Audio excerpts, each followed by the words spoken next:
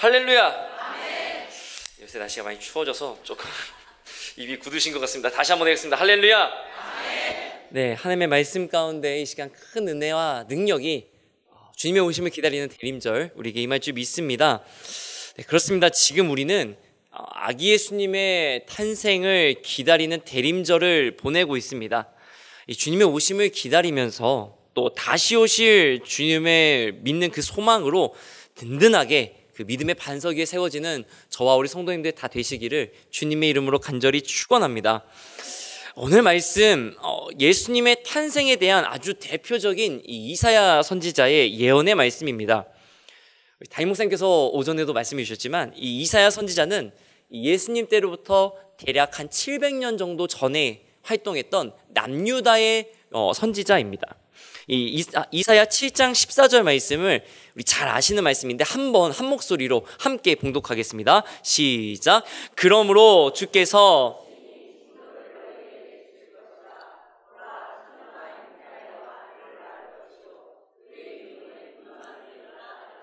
아멘. 근데 우리가 이 말씀은 너무 잘 아는데 왜 이 말씀이 이사야 선지자를 통해 주어졌는지, 어떤 상황에 이 예언의 말씀이 주어진 건지에 대해서는 사실 잘 모르시는 분들도 많습니다. 어떤 상황에서 이 말씀이 주어졌을까요? 이 말씀은 오늘 말씀을 10절부터 읽어보셨으면 아시겠지만 남유다의 아하스 왕에게 주어졌던 말씀이기도 합니다. 아하스 왕에게 이사야 선지자가 하나님의 말씀을 전할 때에 이 예언의 말씀이 주어졌는데, 그렇다면 이 아하스 왕이 어떤 왕이었고 어떤 상황에 이 예언의 말씀이 주어진 것인지를 우리가 좀 생각해 본다면 이 예언의 말씀이 좀 더 의미 깊게 우리에게 다가올 것 같습니다. 이사야 선지자가 이 예언의 말씀을 전하기 전에 어떤 일이 있었냐면, 이 남유다의 아하스 왕 때 이 북이스라엘을 다스리던 베가 왕과 이 아람을 다스리던 르신이라는 왕이 연합해서 남유다를 쳐들어오는 일이 있었습니다. 그런데 하나님은 그 일을 기뻐하지 않으셨고 오히려 이 공격을 막아주셨습니다. 그래서 남유다가 든든하게 세워지고 지켜졌는데, 하나님은 아하스 왕에게 이사야 선지자를 보내서 먼저 이렇게 말씀하십니다. 이사야 7장 5절로 7절을 보면, 아람과 에브라임과 르말리아의 아들이 악한 꾀로 너를 꿰어 대적하여 이르기를, 6절에 우리가 올라가 유다를 쳐서 그것을 쓰러뜨리고 우리를 위하여 그것을 무너뜨리고 다브엘의 아들을 그 중에 세워 왕으로 삼자 하였으나, 7절에 주 여호와의 말씀이 그 일은 서지 못하며 이루어지지 못하리라. 그러니까 무슨 말씀이냐면, 이사야 선지자가 아하스 왕에게 지금 아하스 왕이 남유다가 북이스라엘과 아람의 공격으로부터 지켜질 수 있었던 것은 왕이 잘해서가 아닙니다. 하나님이 지켜주셨습니다. 하나님이 그걸 원하지 않으셨기 때문에 지금 남유다가 살아남을 수 있었던 겁니다. 지금 그 이야기를 하고 있는 겁니다. 자, 이렇게 하나님이 지켜주시겠다 약속의 말씀을 주시고 나서 이 남유다의 아하스 왕에게 다시 한번 이사야 선지자 이렇게 얘기합니다. 7장 11절 말씀에 너는 내 하나님 여호와께 한 징조를 구하되 깊은 데서든지 높은 데서든지 구하라. 그러니까 하나님이 남유다를 구원해 주시겠다, 이 남유다와 언제나 함께 하시겠다, 이 약속의 말씀을 이사야 선지자를 통해 주시면서 이 이사야 선지자가 다시 한번 하나님의 말씀을 증거하는 겁니다. 하나님이 이 약속을 반드시 이루실 것이다라는 증거를 너가 구해라. 눈에 보이지 않는 하나님이라고 너가 그냥 넘어가지 말고, 정말로 내가 너와 함께할 터이니 너는 높은 데서든지 낮은 데서든지, 즉 어떠한 것이든지 나에게 징조를 구해라. 그럼 내가 너에게 보여주겠다. 내가 남유다를 지켜주고 너와 함께하겠다는 그 증거를 내가 직접 보여주겠다. 지금 이사야 선지자를 통해 하나님이 말씀하고 계시는 겁니다. 그러니까 뭐 하라는 겁니까? 아하스 왕, 아하스야, 제발 나한테 구해라. 제발 나한테 기도해라. 제발 나한테 하나님이 살아있는 그 증거를 보여달라고 나에게 기도해라. 그럼 내가 보여주겠다. 내가 이 나라를 지키는 걸 내가 보여주겠다. 지금 그 말씀을 하고 있는 것입니다. 마치 사사 기드온이 사사로 부름받을 때 어떻습니까? 내가 너로 저 미디안 족속을 이기게 하겠다 하셨을 때 사사 기드온이 하나님 알겠습니다, 제가 가겠습니다, 처음부터 그랬습니까? 아니죠. 징조를 구하지 않았습니까? 무슨 징조를 구합니까? 양털을 갖다 놓고, 주님, 제가 이 양털을 갖다 놓을 테니까 내일 아침에 이 양털에만 이슬이 잔뜩 모여있게 해주십시오. 그러면 제가 믿겠습니다. 하나님이 어떻게 하셨습니까? 양털에만 이슬이 물이 아주 쫙 모여 있습니다. 근데도 기드온이 연약해서 한 번 더 하나님께 물어봅니다. 하나님, 이번엔 반대로 해주십시오. 양털은 쏙 마르고요, 주변 땅만 적시게 해주십시오. 하나님이 어떻게 하셨습니까? 야, 그건 좀 어렵다. 그러셨습니까? 정말로 그 요구대로 양털만 마르게 하셨습니다.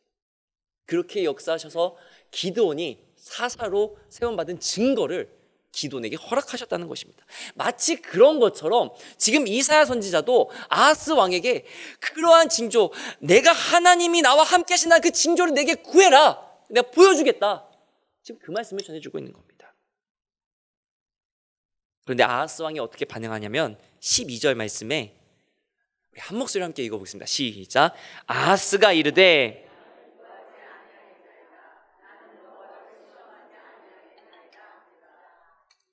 자, 이 말씀만 보면요, 아하스 왕이 되게 겸손한 왕인 것처럼 보이실 거예요.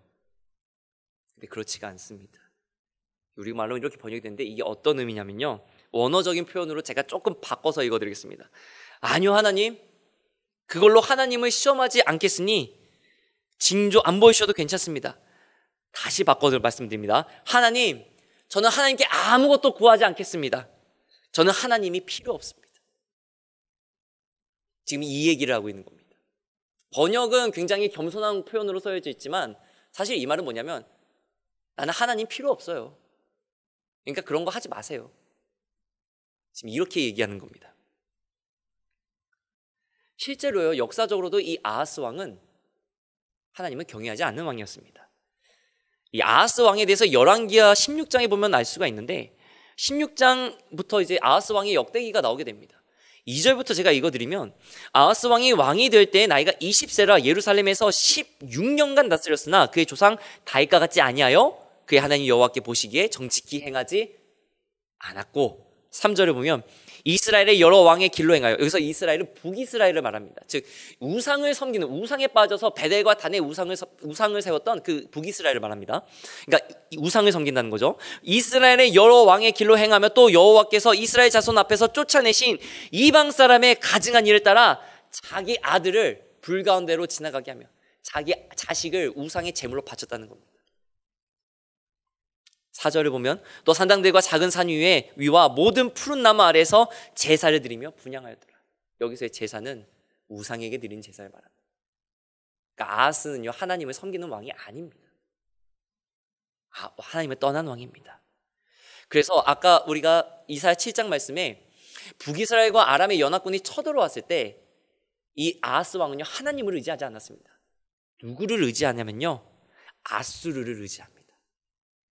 그래서 열왕기하 16장 7절에 아하스가 아수르 왕 디글랏 빌레셀에게 사자를 보내 이르되 나는 왕의 신복이요 왕의 아들이라.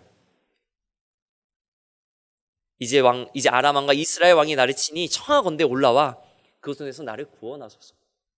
하나님께 구하는 게 아니라요, 하나님, 이 민족은, 이 나라는 하나님의 나라입니다. 하나님 제발 도와주십시오. 이렇게 구하는 게 아니라 아수르에게 편지를 보내서 왕이시여, 저는 왕밖에 없습니다.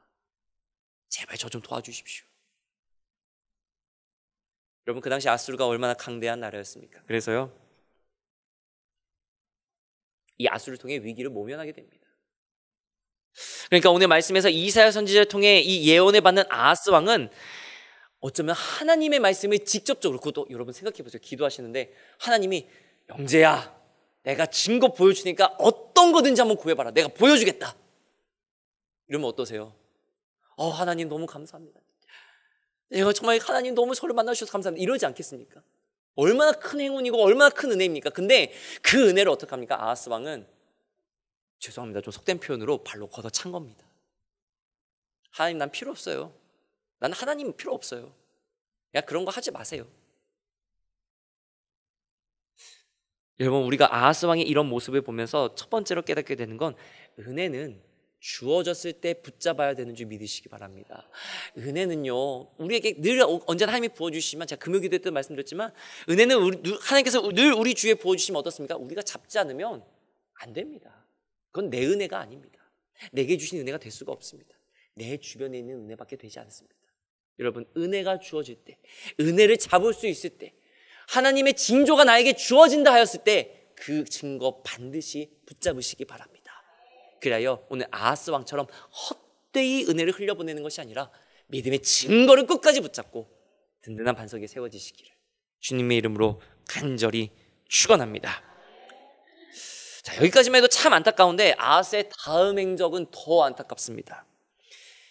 이 아하스와 동맹을 맺은 아수르가 이 북이스라엘과 아람을 공격해서 마침내 이 두 나라가 많이 이제 어려워지게 됩니다. 그래서 이제 남유다가 위기를 모면하게 되는데, 이때 이 아하스 왕이 아수르 왕을 만나러 다메섹으로 가게 됩니다. 근데 그 다메섹에서 뭘 보냐면 우상에게 바쳐지는 제물을 바치는 제단을 본 거예요. 근데 그게 조금 멋있었나 봅니다. 그럴듯하게 보였나 봅니다. 그래서 그걸요 그대로 그리고 크기가 얼마인지 치수가 얼마인지를 정확하게 재가지고 그걸 어떻게 하냐면요, 하나님의 성전에다 똑같이 만듭니다. 똑같이 만들어요. 그리고 거기에가 제사 지내게 만듭니다. 16장 10절 말씀, 열왕기하 16장 10절 말씀 보면 아하스 왕이 아수르 왕 디글랏 빌레셀을 만나러 다메섹에 갔다가 거기 있는 제단을 보고 아하스 왕이 그 제단의 모든 구조와 제도의 양식을 그려 제사장 우리아에게 보내니, 그래서 이제 이 제단에서 우상에게 만들어진 제단을 멋있다고 가지고 와서 이제 거기다 제사 지내게 만듭니다. 그러면 궁금증이 생기실 겁니다. 그러면 기존에 있던 하나님께서 말씀하신 대로 만들었던 그 제단, 그건 어떻게 했을까요? 16장 15절 하반절을 보면 그게 나오는데, 오직 놋제단은 내가 주께 여쭐 일에만 쓰게 하라. 쉽게 말하면 뭡니까? 제사 지낼 때는 이거 쓰지 말고, 야, 이거 볼볼이 없잖아, 이거 쓰지 말고, 요거는 내가 하나님 구할 때, 내가 하나님 만나러 갈 때 이거 내가 쓸 테니까 그냥 저기 잘 보관해놔.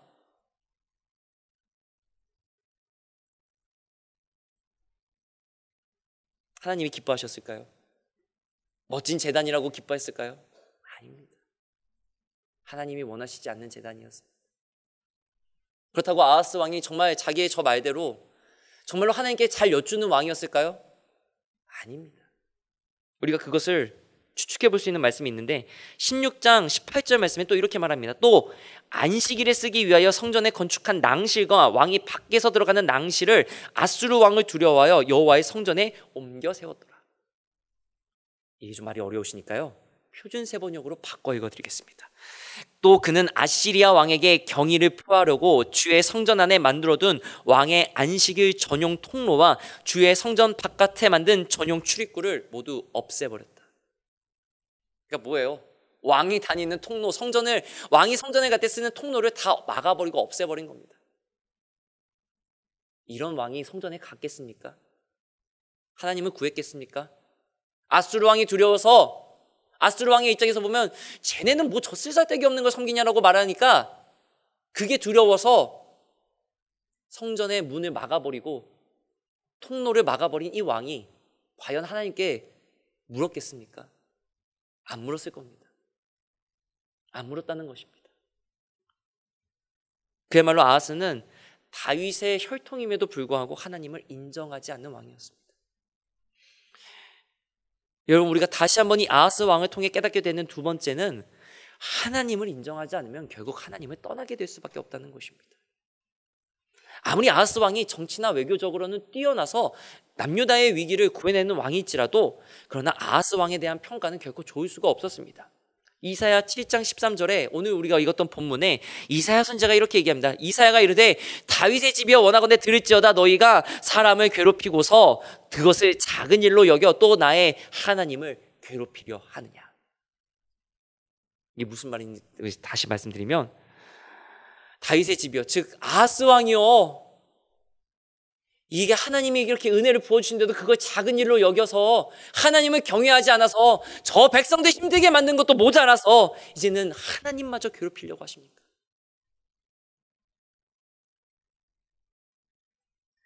소중한 경영교회 성도님 여러분, 우리는 하나님을 경외하는 그리스도인인 줄 믿습니다. 여러분, 정치적으로 보자면 아하스 왕은 나라의 위기, 아람과 북이스라엘의 공격을 잘 극복한 뛰어난 왕처럼 보일 수도 있습니다. 그러나 그는 이스라엘은 하나님의 백성들이라는 사실을 자꾸 하찮은 것으로 여기는 왕이었습니다. 그래서 우상의 제단을 하나님의 성전에다 세워서 그것으로 제사 지내게 만들고, 아수르 왕이 두려워서 왕이 하나님의 성전에 들어갈 때 사용하는 통로를 다 막아버린 왕입니다.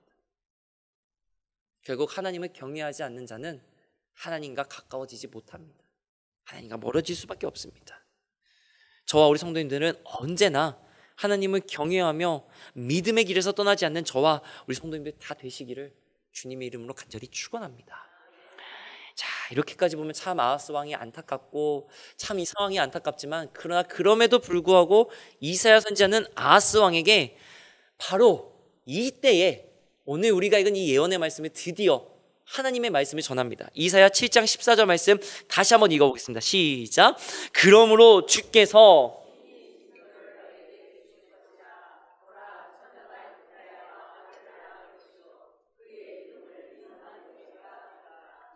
할렐루야. 자, 아하스 왕이 지금 어땠습니까? 하나님, 나는 하나님의 징조 필요 없습니다. 나는 하나님이 필요하지 않습니다. 나는 기도한 거 안 할 거예요. 이랬던 왕한테 하나님이 말씀하십니다. 보라, 주께서 친히 징조를 너희에게 주실 것이다. 네가 안 구해? 알았어, 내가 보여줄게. 내가 너희와 함께한다. 내가 너희를 버리지 않았다. 내가 너희를 구원할 것이다 라는 증거를 내가 직접 보여줄게. 근데 그 약속이 무엇입니까? 처녀가 잉타하여 아들을 낳는다는 것이고, 그 아들의 이름이 무엇입니까? 임마누엘, 하나님이 우리와 함께 하신다. 할렐루야. 여러분, 이사야 선지자가 활동했던 이 아하스 왕 때에 이스라엘 전체의 역사에서 굉장히 큰 일이 일어납니다. 제가 이사야 선지자가 대략 예수님으로부터 700년 전 사람이라고 말씀드렸습니다. 혹시 성경 공부를 조금 해보신 분들이시라면 대략 예수님으로부터 700년 전쯤에 이스라엘 역사에 무슨 일이 일어난지 혹시 생각하실 수 있는 분이 있으실지 모르겠습니다.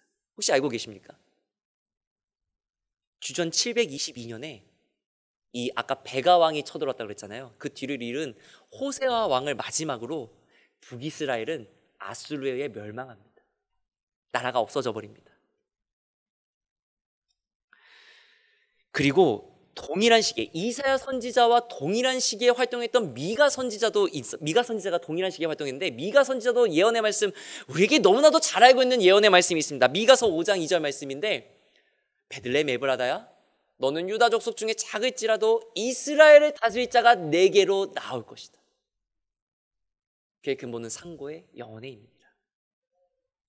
같은 시기에 활동한 선지자입니다. 그래서 이사야 선지자와 미가 선지자 예언에는 큰 몇 가지 줄기가 있는데, 첫 번째는 하나님이 철저하게 심판하실 것이다라는 예언의 말씀이 첫 번째가 있습니다. 아주 철저하게 심판하실 것이다. 그리고 두 번째는 그렇기에 이스라엘을 비롯한 이 남유다를 비롯한 온 이스라엘은 어떻습니까? 하나님께로 돌아와야 된다. 즉 회개해야 한다. 이것이 이사야 선지자와 미가 선지자의 큰 예언의 줄기가 있습니다.